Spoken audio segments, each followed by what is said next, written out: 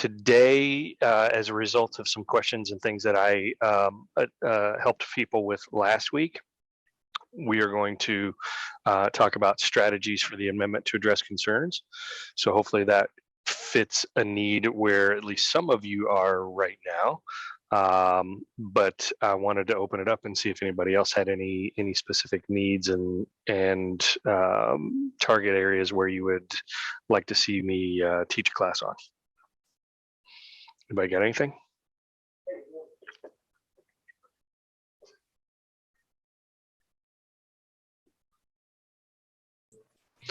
If not, you're going to get stuck with what I give you. Jay. Yes, ma'am.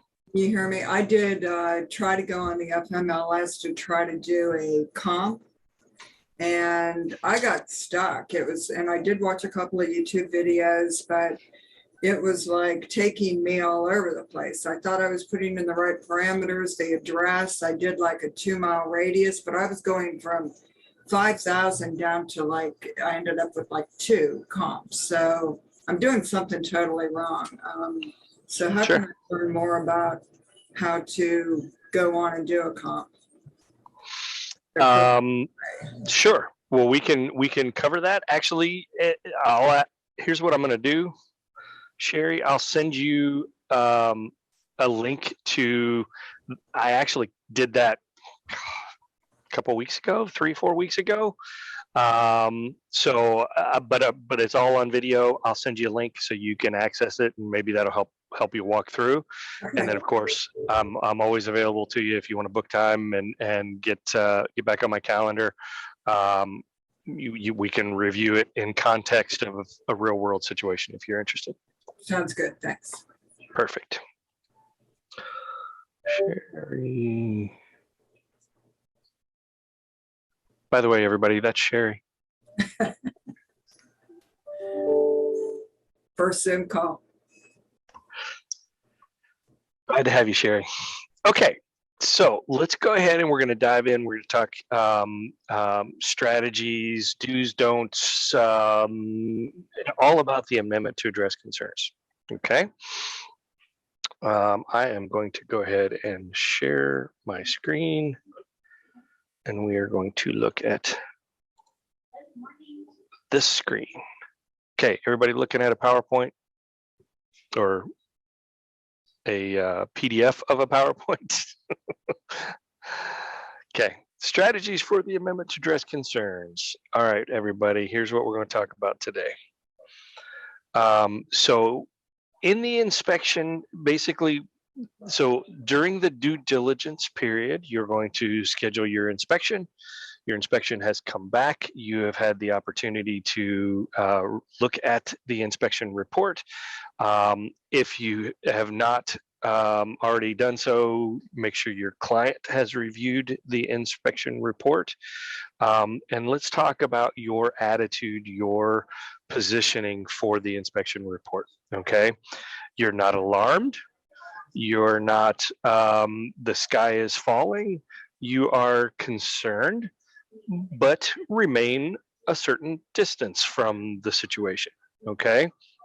Your attitude and the perception that your client should see is that the inspection report, you've seen it all before, and frankly, there's a solution for every problem that is out there.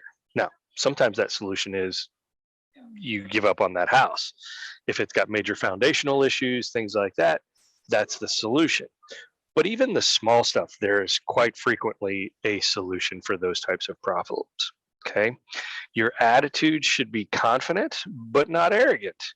If you haven't heard me say those words in the past, it's a mantra for the way that you should approach your interactions with your client, okay? And we're going to talk about the expectations that you've set before the inspection and during the due diligence period in just a second too, okay? All right, so setting, great segue, setting the expectations with your client, okay? I always have a conversation with them either at the inspection or when we're having a conversation about due diligence and scheduling the inspection. You want to make sure that they understand the inspection report is sometimes very long. It can be 30, 40, 50 pages long. Okay. I've had some clients that's no big deal. And then there are some, you got to watch out for your type A personalities, your engineers, your IT guys, your super anal retentive people that think, oh my gosh, I've got a piece of paper that says there's something wrong with the house that I want to buy. It's all got to be fixed. Bless you, if that is indeed the case. All right. But you need to make sure that your client has the expectation that our goal in this is to get any major or significant items either repaired or replaced or receive compensation for them so that you can do that yourself. Okay. Make sure they understand that your job in this is to get them the best possible deal, but at the same time, managing that with the least amount of risk to you as a buyer, while at the same time making sure that we make it to the closing table. Okay. Because these are where, to be honest with you folks, the National Association of Real Estate says 75%, 74% of all deals make it to the closing table. 1 in 4 are going to crash and burn. Okay. That's where you get, that's why you have are making the big bucks, folks, is because of your ability to keep the deal together. Okay. Talk to your client about a reasonableness standard. Okay. That a resale home is not new construction. It is not necessarily expected to be perfect. Okay. And you might throw out there language like we're going to focus in on the top, 3 to 7 items, 5 to 7 items on the inspection report. And obviously, we want to focus on the stuff that is either a safety, functional issue, or is going to be the top dollar. Okay. One thing you also want to advise your clients is that there is likely to be references to the current code standards for something like electrical or plumbing in the state of Georgia. It is not a seller's requirement to bring the home up to code standards just because they're selling it. Okay. Only if they're building it do they have to meet code requirements for inspection purposes. But when you're selling a home, just because the hot water heater wasn't sized adequately for current codes doesn't mean that it's a requirement for the seller to fix it in order for your client to buy it. Are we 100% clear on that? Okay. The reasonableness criteria that we talked about in the previous one when we were talking about setting the expectation is what is considered fair game to ask a seller for. Okay. And the general rules of thumb are anything that deals with the health and safety of the home. So if it has asbestos, if it has lead paint, if there is a fire hazard, if there is a clear tripping hazard that somebody is going to fall on a set of stairs every day, the entire ownership of the home, those are things that are fair game. Any item on the inspection report that deals with the function and operation of any of the major systems in the home.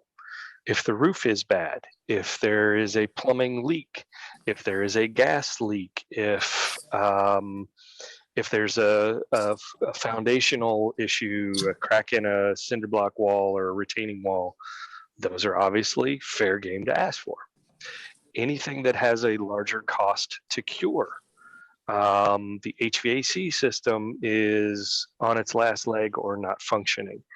That's a big ticket item. Those are the ones you're going to want to focus on. And particularly any items that are not visible, known, or acknowledged when the offer was written. Okay, if you walk into a home and you know that there is, I don't know, there's no flooring in the bedrooms. They ripped up the carpet because the dog peed on it or something like that. And you know that that's not there. That's not a new discovery that was brought to light because of the inspection report. It was there when you showed the home and put the offer in. So those are the things that are going to be your main focus. And I don't know that I would say you don't ask for them just because you knew it, but it's less of an issue. And unless it was covered by the listing agreement or the MLS saying that they'd give an allowance for flooring, it's probably not necessarily a fair game issue to ask for. I'm going to mute somebody. Okay. I know. I had to go up there and tell her to send it away. I'm going to mute somebody else. Thanks for joining, guys. All right. And then is the issue likely to be identified for repair by the appraiser as a condition of the sale? Okay, so does everybody understand and know that while it's not common, it is possible for an appraiser to have requirements for repairs within the home, and they will make their appraisal what is called subject to, this language right here, subject to. The appraised value is subject to a particular repair that the appraiser is going to require. Okay, some of the things that they like to identify that is subject to: any type of exposed wiring.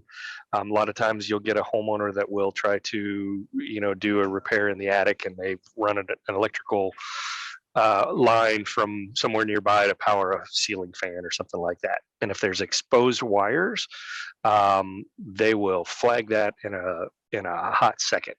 Okay. The other thing that they like to do, especially FHA and VA, is anything that is, some of the older homes that have stair rails that are 8 inches apart, where a child could slip through or a head could get stuck. That is another item that they love to red flag. And for FHA and VA homes, all those homes must have a functional oven or range in them. Somebody needs to be able to cook in that house. And if they don't have those, the appraiser is going to require their one to be there. Okay. And appraisals that are subject to they happen more frequently on FHA and VA loans, but it is not unheard of for a conventional loan appraiser to require some repairs to be done too. So this is something where you kind of need to lead turn it, and if it's likely to be requested by the appraiser, you might as well go ahead and address it when you're doing the amendment to address concerns during the due diligence period. Does that make sense? Any questions on anything there so far?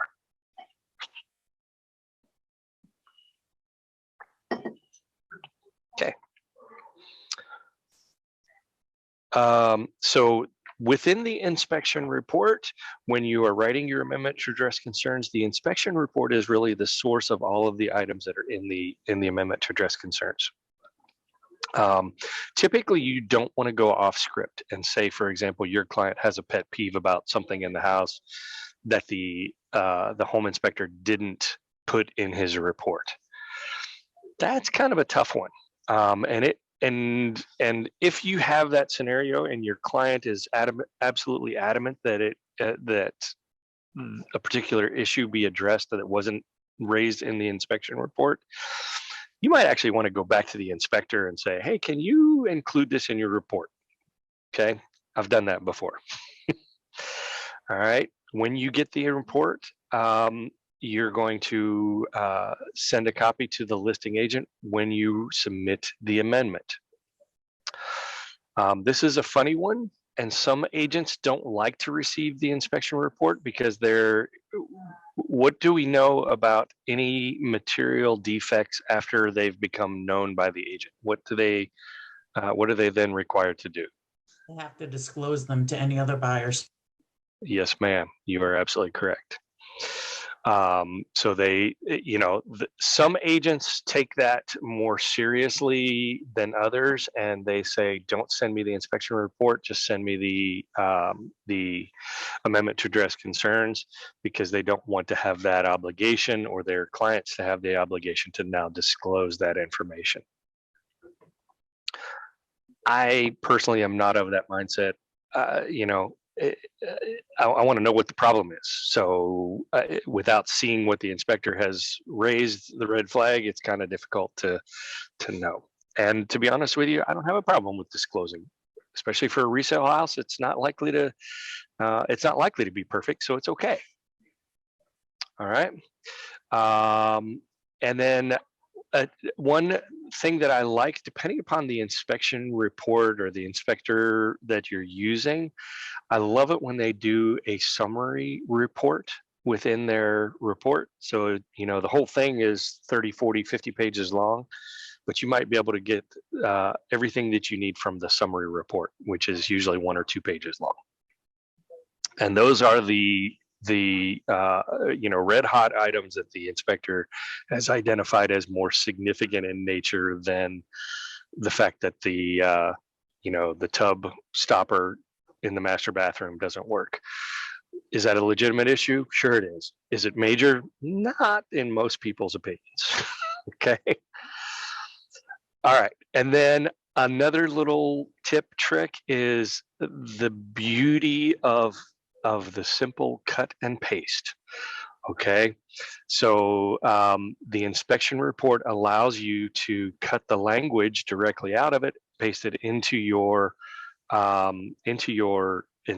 amendment to address concerns with some wordsmithing. You don't want to have it be word for word directly from the inspection report, and we're going to talk about why. But it does make your job a little bit easier, and it's the KISS principle: keep it simple, stupid. Don't reinvent the wheel. You don't have to write a novel.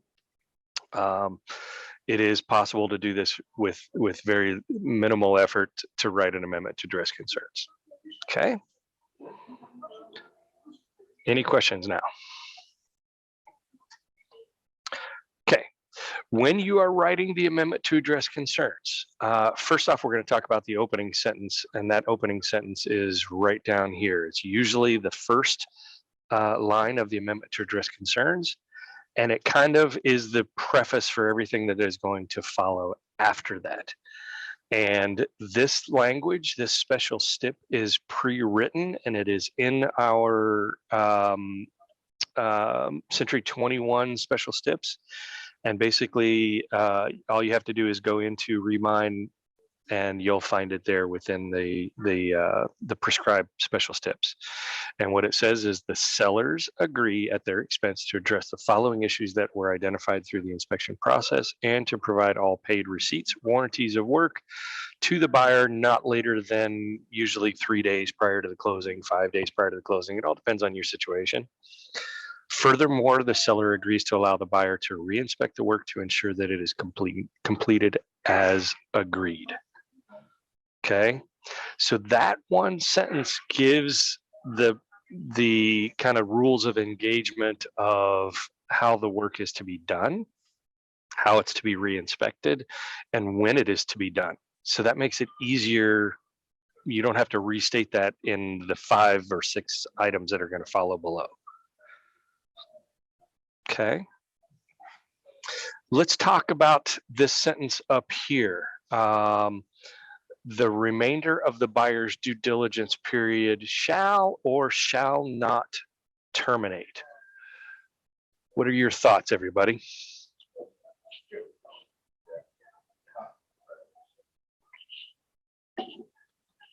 Survey question.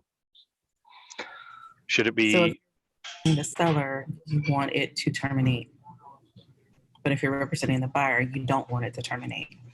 Usually. Pretty much. The answer to that question is, which side of the equation are you on? Okay, we have a duty to our clients to always try to get them the best possible deal. So if you're representing the buyer and they've got 3 more days left in the due diligence period, you don't want to throw away those 3 days necessarily. What happens if the day you sign this amendment to address concerns, the day after that, they've got 3 more days left, somebody loses their job and they need to terminate? Well, they theoretically could have terminated during due diligence and had no consequences whatsoever. Now you've got a bigger problem because you gave up that right to have the due diligence period remain. Does that make sense? But yes, if you're the seller, you want to say you're representing the seller, you want that due diligence period shall terminate. Okay. All right. So for each item on the amendment to address concerns, you should have the following information, the following questions being answered. State what is the problem. You might want to even get a little bit more of an explanation of why it is a problem. And then you need to have language that specifically states what the buyer is requesting to be done. And it usually starts with very strong affirmative language like seller will, or seller will have X completed. Seller will repair/replace is very, very common language, and it works well. Okay, because it could be an item that could be repaired. If it can't be repaired, then it should be replaced. Okay, the amendment to address concerns item should also state who is going to do the work. If you say qualified technician or qualified specialist, then you're guaranteed that you're not guaranteed. You should have some more assurances that it's going to be done in a quality manner.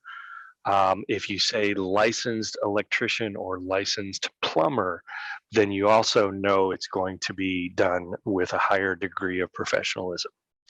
If all you say is seller will, you may be opening yourself up to, well, my brother-in-law is a handyman, or my father-in-law fancies himself a good painter. These are where you get problems. Okay, so you have to be very specific as to who is going to be doing the work. All right, so remember who, why, what, and what is the problem? What is the solution?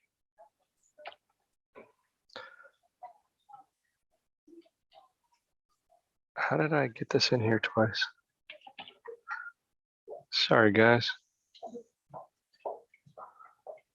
I don't know why my page went all the way back. All right. And then you also want to have the repairs to be completed to what standard. If you say that say there's 2 garage doors on the house and one of them is rotted and ruined and the other one is in pretty good shape and you want that one repaired. What if they repaired it and painted it purple and the other one was white? So you may have to put specific language in there, matching paint color, consistent with elsewhere in the home. You want to have when it is to be completed and verified in what way. Well, those 2 questions are answered by the opening sentence of the ATAC, right? So some of that makes it a lot easier to do. All right. Why does it keep jumping back? I am really curious. Okay. There are lots of clauses within Remine that you can use for things like the home warranty, termite, many more. There are things in there. You can go in and use the search bar within Remine and type something about termite or roof replacement if there's likely to be a special step already written for that purpose. So make sure you're leveraging those if you have the opportunity to. Never a good idea to write your own special steps. All right. Some additional pro tips: you want to number each item on the amendment to address concerns. Does anybody know why you want to number it?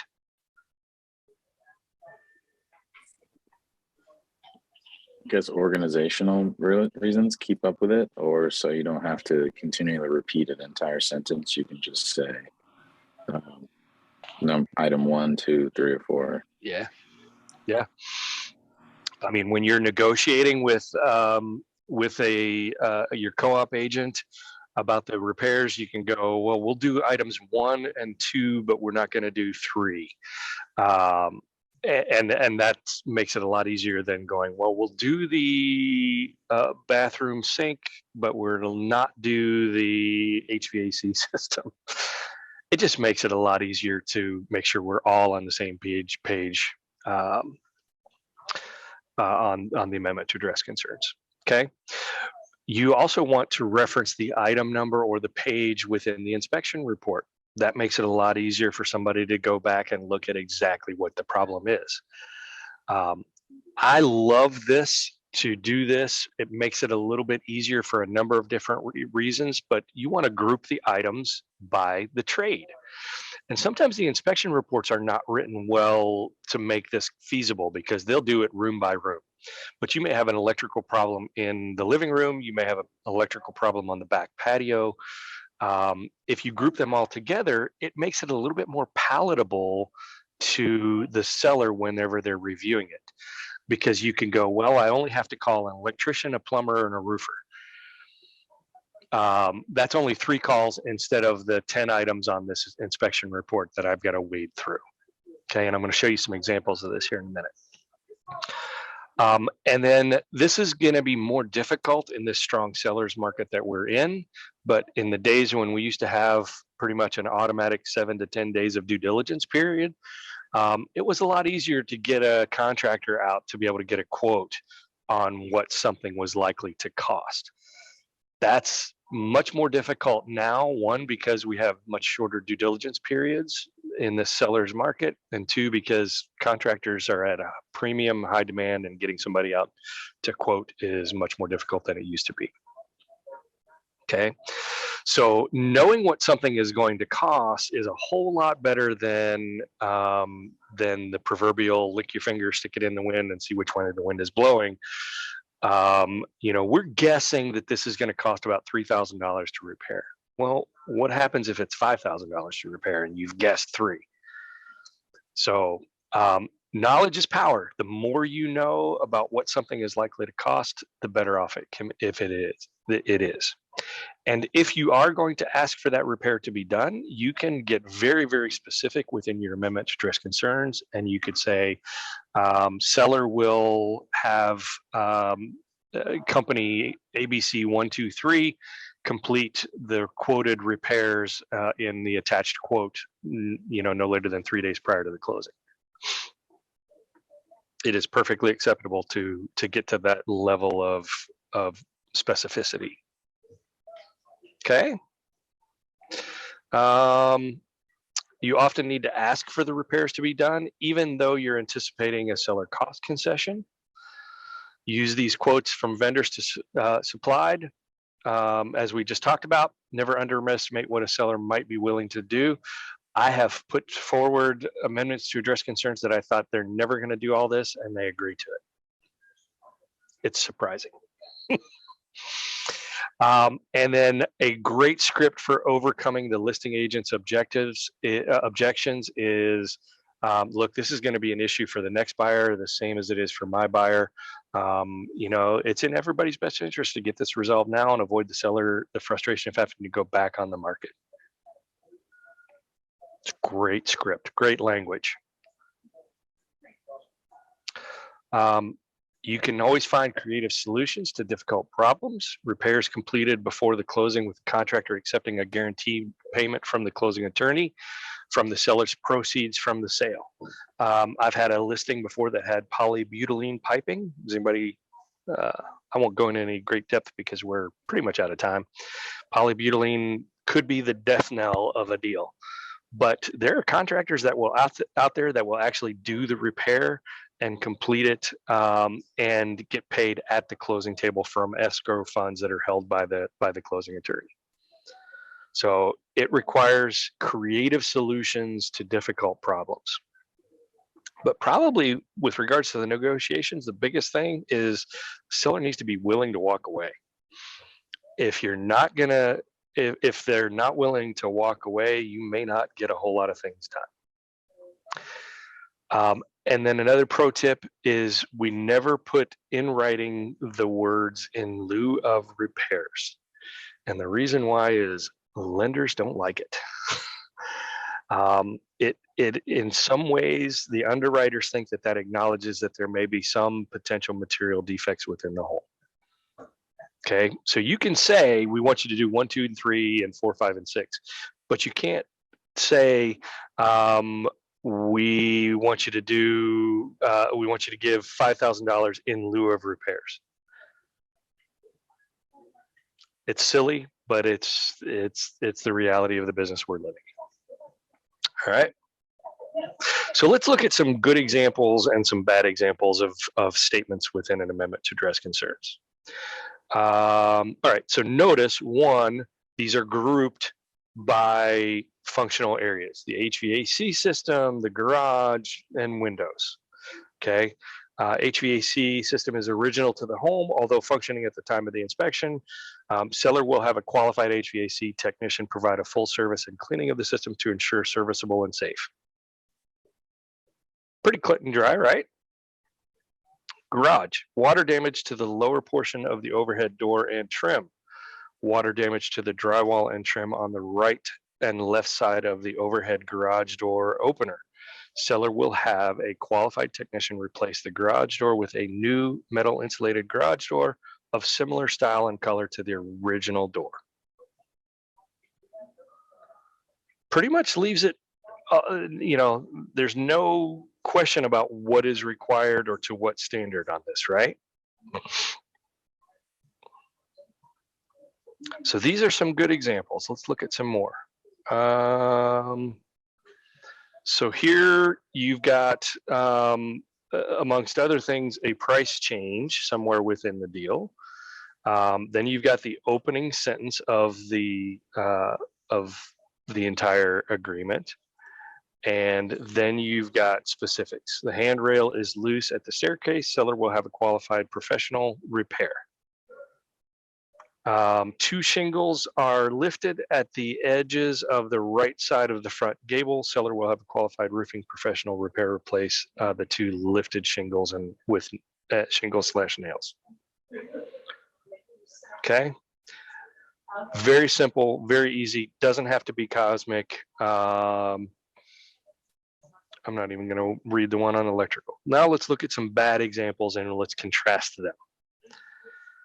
Okay, seller will have the chimney inspected and serviced.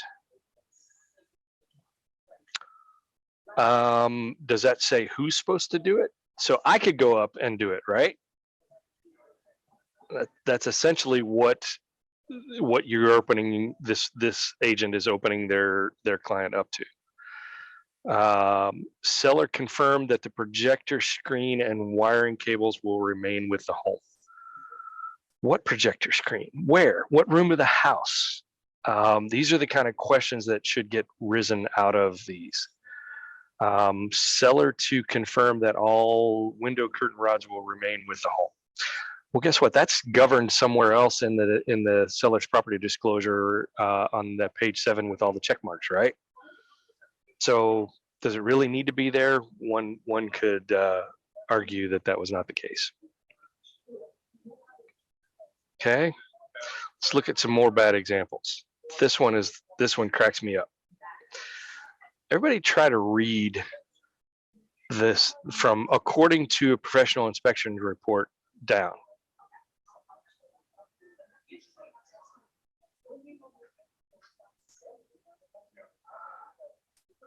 That is one giant run-on sentence that is an entire paragraph long. It is one sentence. And I read it and I was like, I don't know what they're asking for. If you can read that and know exactly what they're asking for, you're a better man than I. Okay.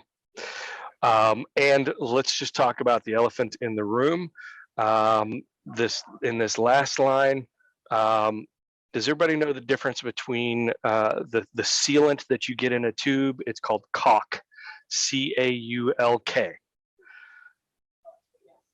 This agent apparently doesn't understand that information. Trevon, I love watching your face, man.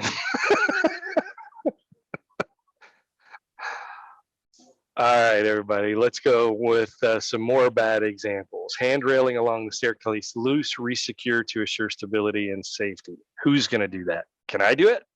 Or do I need to get a professional involved? This is the overflow drainage system of sinks located within the hall and master bathrooms failed to release water out of the sink basin. Correct condition to avoid sinks from overflowing. So that is exact language coming from the inspector. It says correct condition to avoid. It doesn't say who. It doesn't say what their qualifications are. They literally cut and pasted the entire thing without wordsmithing it or without putting some specific language as to what the seller is supposed to do. Okay. I'm not going to go through these because we're running over. This is the best bad example I've gotten in a long time. It literally said, see inspection report. Now we all know that the agent involved in this actually wanted you to look at the inspection report and to do all of the items on the inspection report. Okay, but what they put on here was see inspection report.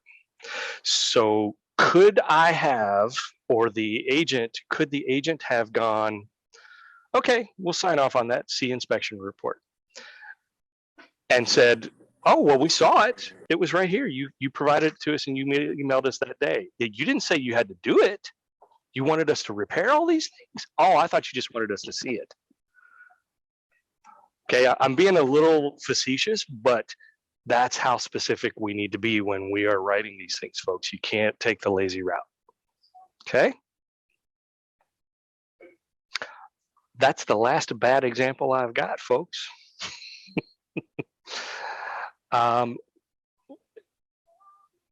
Thoughts, questions, concerns, feedback? I'm ready. I have a question. So I had somebody call me over the weekend that they're in due diligence and the offer's pending. So they had somebody interested in the home, but now they're demanding a new roof. This roof's going to cost about $17,000. So can that seller go to the table on Wednesday and say, look, I'm willing to put a roof on, but I need, more money for the house, or I need you to split it halfway. Can you do that kind of stuff? If it's expensive? Yeah, anything like that can be. Everything in real estate is negotiable. So, and an agent that can help somebody navigate through those steps is worth their weight in gold. So absolutely, it is possible to renegotiate those terms. Maybe it's just the deductible that needs to be paid. If they're doing it on an insurance claim, there's all kinds of things that can be worked out. And when you're in the thick of that, that's why we have the broker on call team where you can tap into us as a resource and ask those kind of questions specific to the one, to the deal that you're negotiating right then and there. Thanks. Okay, what other questions you got? Anybody get any good nuggets of wisdom out of this? Good. All right, everybody, I took an extra 10 minutes of your time. Apologies for that, but I hope you got something good and valuable out of it, and I look forward to working with you this week.